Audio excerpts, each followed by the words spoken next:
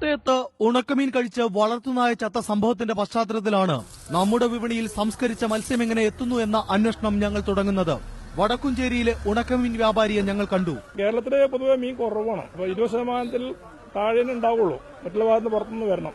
ഇവിടെ വിൽക്കുന്ന പകുതിയിലേറെ സംസ്കരിച്ച മത്സ്യവും അതിർത്തി കടന്നെത്തുന്നതെന്ന ഈ മറുപടിയിൽ നിന്നാണ് ഞങ്ങൾ തമിഴ്നാട്ടിലെ പ്രധാന തുറമുഖമായ നാഗപട്ടണത്തേക്ക് പുറപ്പെട്ടത്.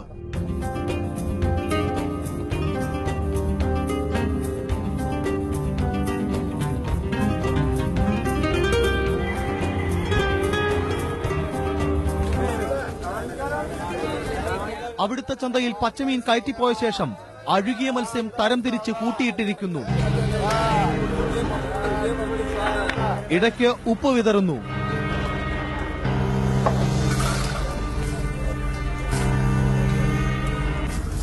തിരക്കൊഴിഞ്ഞതോടെ സൈക്കിളിൽ കെട്ടിവെച്ച കുട്ടകളിൽ അഴുകിയ മീൻ നിറച്ച് പുറപ്പെട്ട ഈ മനുഷ്യനെ ഞങ്ങൾ പിന്തുടർന്നു. 2 കിലോമീറ്റർ അപ്പുറത്ത് അക്കരപ്പേട്ട എന്ന തുറമുഖ ഗ്രാമത്തെ ചുറ്റി കണ്ടാലറയ്ക്കുന്ന മാലിന്യച്ചാല്. അതിന്റെ കരയിലേക്കാണ് മീൻ കൊണ്ടുപോയത്. കരണ്ടിയിൽ കോരി വെറും മണ്ണിൽ ഒരുണക്ക്. പിന്നെ ഇവരുടെ ഊഴം കുട്ടകളിൽ കഴുകാൻ ഇറക്കിയിട്ടിരിക്കുന്നത് കണ്ടോ?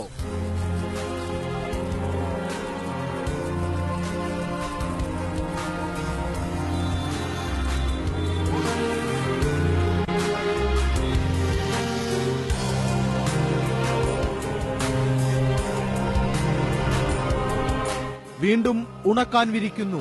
മലിനമായ ഈ വെറും മണ്ണിൽ 3 ദിവസത്തെ ഉണക്ക് കഴിഞ്ഞ് കേരളത്തിലേക്ക് തിരിക്കാൻ തയ്യാറായി നിൽക്കുന്ന വണ്ടിക്കാരനോട് ഞങ്ങൾ ചോദിച്ചു എവിടെ നിന്നെല്ലാം ഓർഡർ ഉണ്ടെന്ന്. പാരിപ്പള്ളി, ആലങ്കോട്, ചടയമംഗലം, കായംകുളം. തീവണ്ടിയിലും ടെമ്പോകളിലുമായി നമ്മുടെ വിപണിയിലേക്ക്. മലയാളിയുടെ തീൻമേശയിലേക്ക് ഉണക്കമീൻ ഒരുങ്ങുന്നത് ഇങ്ങനെയാണ്. ഈ ദൃശ്യങ്ങൾക്കപ്പുറം എന്ത് തെളിവാണ് വേണ്ടത്? നാഗപട്ടണത്തു നിന്നും അഞ്ജുരാജ്, ഏഷ്യാനെറ്റ് ന്യൂസ്.